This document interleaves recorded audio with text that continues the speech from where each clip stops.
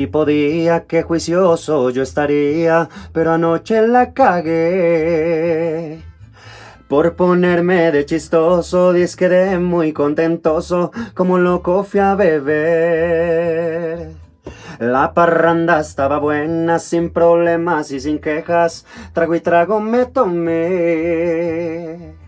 Me creí al mero bandido, se me calentó el hundío y con otra me gocé.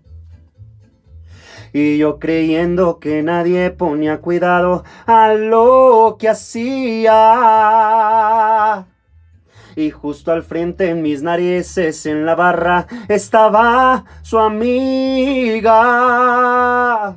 Y le marcó y le contó a mi mujer que mal parqueado me encontró. Yo relajado pecando de pecaflor, más embalado que hasta video me sacó. Me emborraché y lo hice bien, porque de sus mentiras yo ya me cansé. Trabajo duro, merezco vivir también. No le has contado tus travesuras, bebé. Ay, amor, escúchelo. David Rodríguez, Oscar Martínez.